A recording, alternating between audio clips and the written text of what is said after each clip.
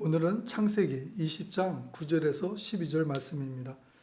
아비멜렉이 아브라함을 불러서 그에게 이르되 내가 어찌하여 우리에게 이렇게 하느냐? 내가 무슨 죄를 내게 범하였기에 내가 나와 내 나라가 큰 죄에 빠질 뻔하게 하였느냐?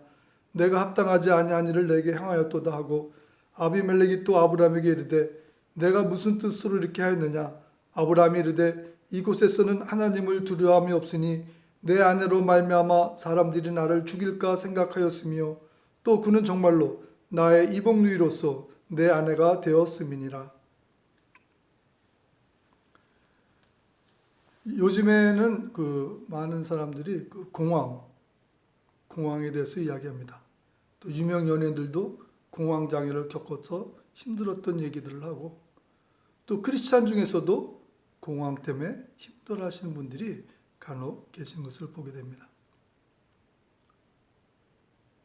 그런데 정말 아이러니컬하게도 믿음의 조상으로 불린 아브라함이 공황 장애까지는 아니었을지 몰라도 공황을 가졌습니다.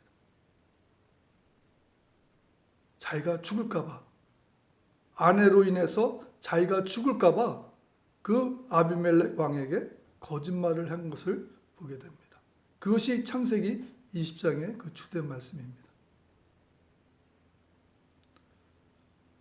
아브라함이 자기가 죽을까 봐 사라와 같이 의논해서 계책을 꾸며서 했는데 그것이 성공했는지는 모르지만 하나님의 뜻에는 합당하지가 않았던 것이죠.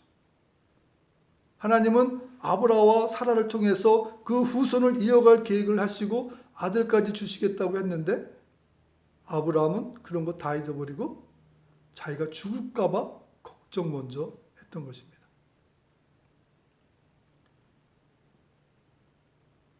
이 공황이 오는 이유는 어떤 무서움, 두려움, 사망에 대한 두려움, 죽음에 대한 두려움이 올 때 우리가 하나님을 잊어버리기 때문에 공황에 빠지게 되고 그 두려움에 빠지게 되어서 거짓말을 하게 되고 그 두려움을 벗어나려고 다른 사람에게 매달리게 되고 어떠한 계획에 빠져들게 되는 것입니다.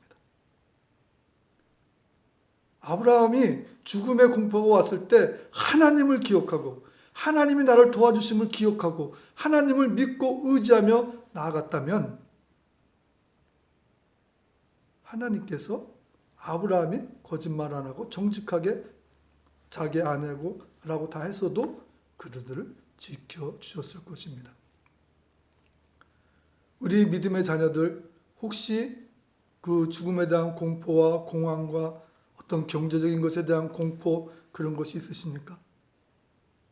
그러면 하나님이 나를 도와주실 것을 굳게 믿고 믿음으로 한 걸음 한 걸음 나가시기를 바랍니다.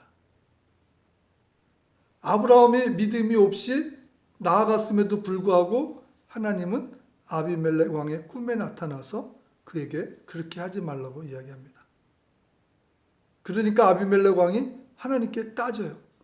아니 주여 이게 무슨 말씀이십니까? 아니 나는 아무 죄도 범하지 않는데 저를 벌하시려고 하십니까? 아브라함이 그 여자가 자기 누이라고 그랬습니다. 사라는 또 자기 오빠라고 그랬습니다. 그런 저를 왜 벌하려고 하십니까? 일종의 하나님께서 굴욕을 당하신 것입니다.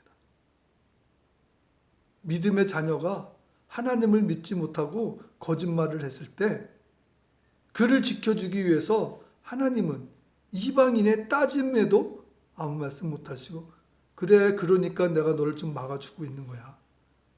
그렇게 말씀하시게 되는 겁니다. 믿음의 자녀들이 하나님을 믿지 못하고 거짓말로 어떤 죽음의 공포와 어떤 경제적인 공포 이런 것들을 이겨나가려고 할 때 결국은 하나님이 막아주시고 도와주십니다. 하지만 하나님의 영광을 가리게 되는 것입니다.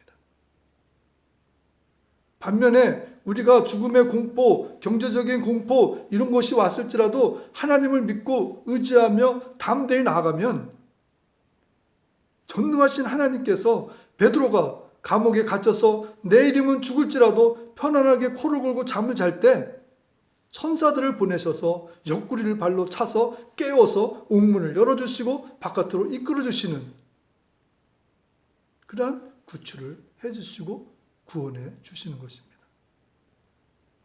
얼마나 하나님의 영광이 나타납니다. 베드로의 믿음도 돋보이고 그러한 베드로를 하나님께서 이끌어 주셔서 아직 넌 살아서 더 많은 일을 해야 돼 하고 하나님께 베드로에게 일을 맡기시는 그 모든 과정이 하나님의 영광이 나타나게 되는 것입니다.